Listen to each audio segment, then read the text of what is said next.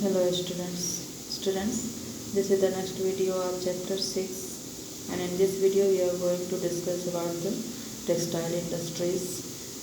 Before this we read about the classification of the industries, and we know that what is the sources of these industries, what is the sources of the raw material for these industries. तो sources दो तरह के थे, agro based और mineral based. तो उसके basis पर हम लोग इन इंडस्ट्रियों को स्टडी करेंगे और देखेंगे कि किस तरह से ये इंडस्ट्रियाँ इन रॉ मटेरियल के थ्रू अपना प्रोडक्शन करती हैं। तो first let's see that agro based industry. पहले हम लोग एग्रो बेस्ड इंडस्ट्रीज देखेंगे। एग्रो बेस्ड इंडस्ट्री यानी कि वो इंडस्ट्रियाँ जो एग्रीकल्चर पर डिपेंड रहती हैं अपने रॉ मटेरियल के लिए, like cotton, jute, silk, woollen, textiles, sugar. These all are the cultivated plant. ये सारे कल्टिवेटेड प्लांट होते हैं, या तो एनिमल से कुछ चीज़ें ऑब्टेन किए जाते हैं, but overall these all getting from the natural. तो ये सारी चीज़ें नेचुरल बेस्ड हैं एक तरह से, और कृषि से ही प्राप्त की जाती हैं, इसलिए इसको एग्रो बेस्ड इंडस्ट्री कहते हैं। तो एग्रो बेस्ड इंडस्ट्री में एक सबसे पहले आपका आता है टेक्सटाइल इंडस्ट्री, यानी कि कपड़े बनाने वाली जो इंडस्ट्रियां होती हैं। तो सिल्क बनाने के कपड़े की इंडस्ट्री हो गई, कॉटन कपड़े की इंडस्ट्री होती है। तो ये सब कॉटन हो, सिल्क हो, ये सब कहाँ से आते हैं? इनके प्लांट होते हैं, इनके पौधे होते हैं, और उनसे ये चीज़ें प्राप्त किए जाते हैं। फिर उनको स्पिन करके धागे उनसे तैयार करके फिर उनसे वीविंग की जाते हैं, कपड़े तैयार की जाती हैं। तो इस तरह से these all are the industries is called the agro based industry. So let's see that what is the textile industry and what is the role of the textile industry in the Indian economy। तो Indian economy में अगर हम textile industry की बात करें, इसके contribution की बात करें, तो textile industry gives highly contribution in the Indian economy because it contribute significantly to industrial production 14%। तो अगर हम सारी इंडस्ट्रियों की बात करें, तो सारी इंडस्ट्रियों में अकेले टेक्सटाइल इंडस्ट्री जो होता है वह इसका कंट्रीब्यूशन भारत के इकनॉमी में 14% अकेले का होता है। एम्प्लॉयमेंट जनरेशन की अगर बात करें, इंडस्ट्रियों के आने की वजह से एम्प्लॉयमेंट के चांसेस बढ़ जाते हैं। तो अकेले टेक्सटाइल इंडस्ट्री जो है, अगर हम डायरेक्टली उसका हम एम्प्लॉयमेंट देखें, लोगों को इन्वॉल्व देखें इस सेक्टर में, तो 35 million person directly involve in this sectors. तो इस सेक्टर में इतने लोग काम करते हैं। And the second largest after agriculture. और अगर एग्रीकल्चर, तो फर्स्ट है आपका बैकबोन आपके देश के इकनॉमी का, और उसके बाद आपके टेक्सटाइल इंडस्ट्री है जिसका बहुत बड़ा कंट्रीब्यूशन है हमारे देश के इकनॉमी में। और सबसे बड़ी बात है कि इन चीज़ों के इंपोर्ट करने की वजह से, एक्सपोर्ट करने की वजह से फॉरेन एक्सचेंज भी आते हैं। तो फॉरेन एक्सचेंज किसी भी देश के लिए, उसके डेवलपमेंट के लिए बहुत ज़रूरी होता है। और फॉरेन एक्सचेंज के लिए जितना ज़्यादा आप एक्सपोर्ट करेंगे उतना ज़्यादा आपको फॉरेन एक्सचेंज मिलेंगे। तो फॉरेन एक्सचेंज में अगर इसका कंट्रीब्यूशन देखें तो 24.6% है, और इट कंट्रीब्यूट्स 4% टूवर्ड्स जीडीपी। और अगर हम जीडीपी में बात करें, तो अगर हमारी 100% की जीडीपी है, तो 100% जीडीपी में 4% कंट्रीब्यूशन जो होता है वो टेक्सटाइल इंडस्ट्री का होता है। And it is only industry in the country which, और यह ऐसी इंडस्ट्री है जो टोटली सेल्फ रिलायंट इंडस्ट्री है।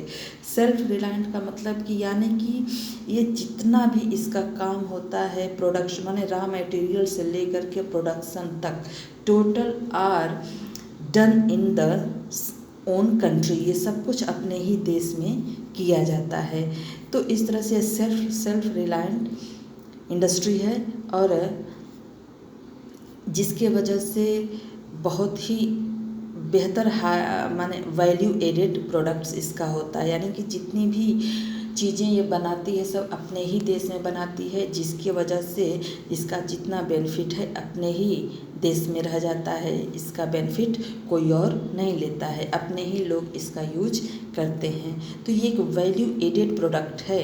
वैल्यू एडेड प्रोडक्ट किस तरह से है, इसको देखा जाए अब वैल्यू एडेड प्रोडक्ट किस तरह से, अब मान लीजिए कि आपके पास सिर्फ रॉ मटेरियल है, और अगर आप रॉ मटेरियल बस आपके पास है, और अगर आपके पास स्पिनिंग सेक्टर नहीं है, तो उस रॉ मटेरियल से आप उतने प्रॉफिट नहीं कमा पाएंगे। But if you have raw material and as well as spinning sector also, यानी अगर कॉटन है तो कॉटन से आप क्या करेंगे, उस रुई से आप क्या बनाएंगे, उससे स्पिनिंग किया जाएगा, यानी उससे धागा तैयार किया जाएगा। अब धागा तैयार अपने ही इंडस्ट्री में किया जाता है, अपने यहाँ भी किया जाता है, तो उस कॉटन, उस रॉ मटेरियल का जो वैल्यू है वो बढ़ जाएगा, क्योंकि धागा तैयार हो गया, सिर्फ रॉ मटेरियल था, उसके बाद उससे था तो उसकी वैल्यू बढ़ गई। अब इस धागे से, सिर्फ धागे से ही तो काम चलेगा नहीं, उस धागे से अब क्या होगा, कपड़ा तैयार किया जाएगा, फैब्रिक बनाना है। अब उसको बनाने का भी काम अपने यहाँ ही किया जाता है वीविंग सेक्टर में। तो जब रॉ मटेरियल से धागा, धागे से कपड़ा, तो इससे उस रॉ मटेरियल की क्या हो गई, वैल्यू चेन बढ़ गई, उसका प्रभाव बढ़ गया, उसकी कीमत बढ़ गई।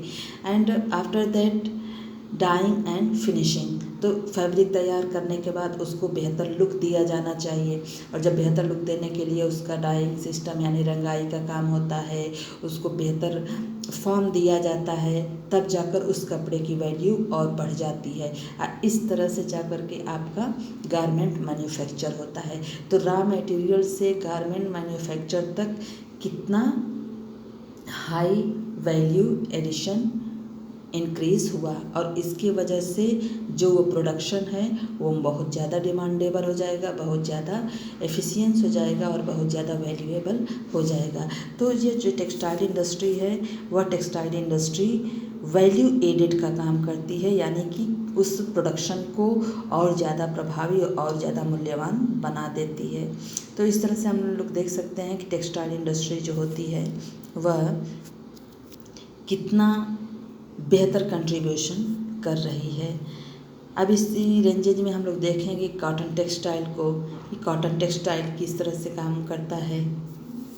तो कॉटन टेक्सटाइल का यहाँ पर एक्सप्लेन किया गया है कि cotton textile in ancient India, cotton textile were produce with, तो पहले भारत में अगर कॉटन चूँकि भारत में सबसे ज़्यादा प्रोड्यूस होता है, तो कॉटन का जो प्राचीन भारत में हम देखें तो कॉटन जो है वह यहीं पर तैयार किया जाता था, यानी उसको स्पिन किया जाता था और हैंडलूम के थ्रू उस पर कपड़े तैयार किए जाते थे।